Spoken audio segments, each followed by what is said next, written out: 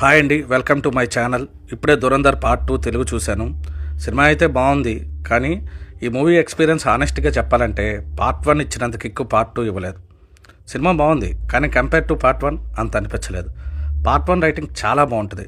అంజా వాళ్ళ గాంగ్లో చేరటం, Rahman డకాయిత్ character, SP character, ఇవన్నీ 3 గంటలు ఉన్నా మనకి అసలు అంత అనిపించలేదు. కానీ పార్ట్ 2 రైటింగ్ చాలా కన్వీనియంట్గా ఉంటుంది. సినిమా మీద కాకుండా ఈ సినిమాని ఒక పొలిటికల్ ఎజెండా లాగా రాసిన ఫీలింగ్ కలుగుతుంది. మేబీ ఆ right are wrong, cinema run time కూడా కాస్త తగ్గిస్తే బాగుండేది అనిపించింది. ఇంకొంచెం షార్ప్గా కట్ చేసుంటే బాగుండేది. హీరో రణ్వీర్ సింగ్ హంస క్యారెక్టర్లో ఎక్సలెంట్ పర్ఫార్మెన్స్ ఇచ్చారు. హంస ఫ్లాష్ బ్యాక్ ఎపిసోడ్ చాలా బాగుంటుంది. అంతా రణ్వీర్ గారు కళ్ళతోనే యాక్ట్ చేశారు. ఎస్పీ క్యారెక్టర్ ఇంకాస్త పవర్ఫుల్గా రాసుకుంటే బాగుండేది. ఎందుకంటే పార్ట్ 1లో సంజయ్ దత్ గారి క్యారెక్టర్ క్యారే లాలే అని మంచి ఇంపాక్ట్ క్రియేట్ చేసింది. పార్ట్ 1లో సాంగ్స్ కూడా చాలా బాగుంటాయి, కానీ పార్ట్ 2లో అంత అనిపించలేదు. మాధవన్ గారి అజయ్ దోహల్ పాత్ర చాలా బాగా చేశారు. ఇంకా main villain major Iqbal character part 1లో చాలా స్ట్రాంగ్గా రాశారు.